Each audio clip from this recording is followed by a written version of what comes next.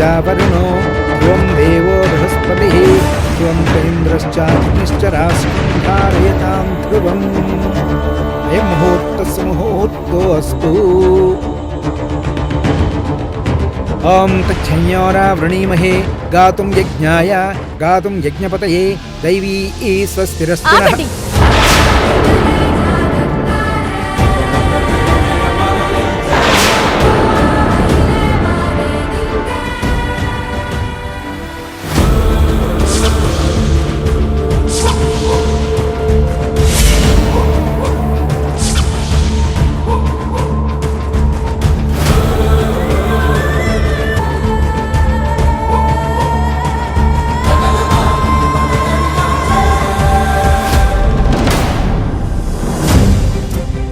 మళ్ళీ ఇక్కడేం చేయడానికి వచ్చావు?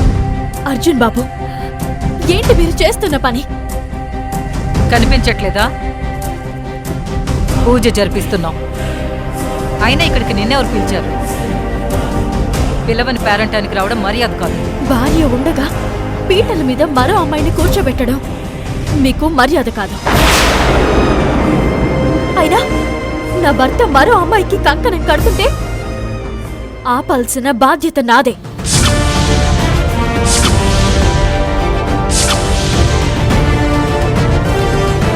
కంకణం కడితే ఏమైంది? ఏదో తాళి కట్టినట్టు బాధపడుతున్నావు. అలా నీకు బుర్ర తక్కువ, సోది చెప్పడం ఎక్కువ.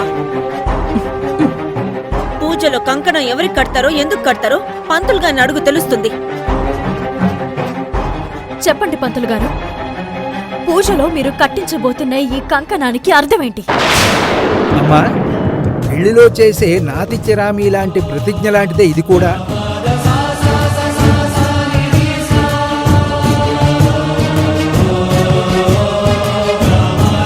ఇప్పుడు మీరు చేయబోయే పూజలో సగభాగం మీకు ఉంటుందని, ఇద్దరం భక్తి శ్రద్ధలతో ఈ పూజ చేస్తామని చెప్పడమే ఈ కంకణధారణ యొక్క ముఖ్యోద్దేశం. విన్నారుగా అత్తయ్య?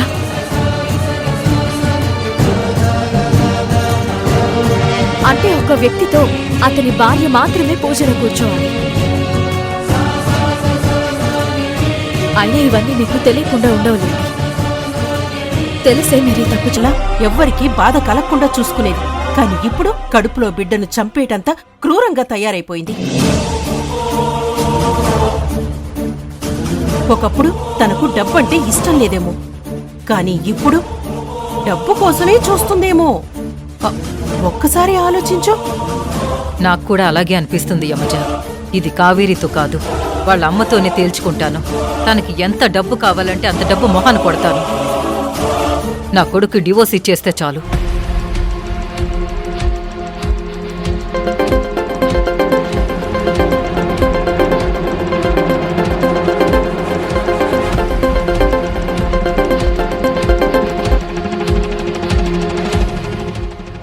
చెప్పండి భోనమ్మా.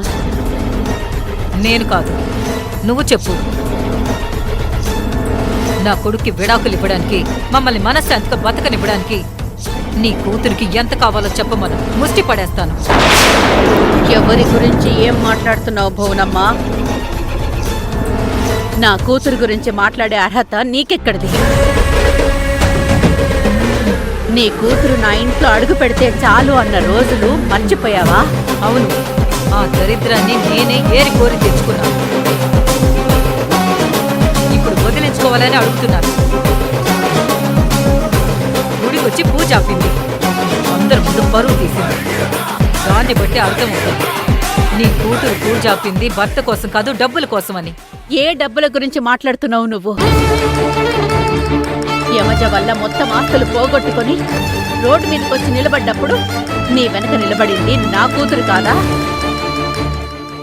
అప్పుడు ఏ డబ్బు కోసం మీతో ఉంది? నీ కొడుకు తాగుబోతాయి రోడ్ల మీద పడిపోతున్నప్పుడు మంచిగా మార్చింది కావేరి కాదా?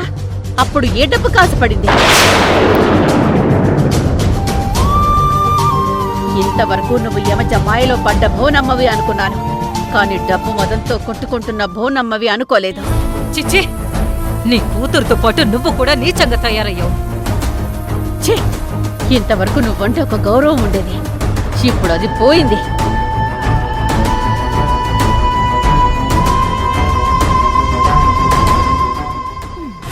అలా నాకు కూడా కొంపలు కూల్చడం వచ్చు, కానీ ఇంత బాగా ఇంత రియలిస్టిక్ గా కొంపలు కూల్చడం నాకు రాదు.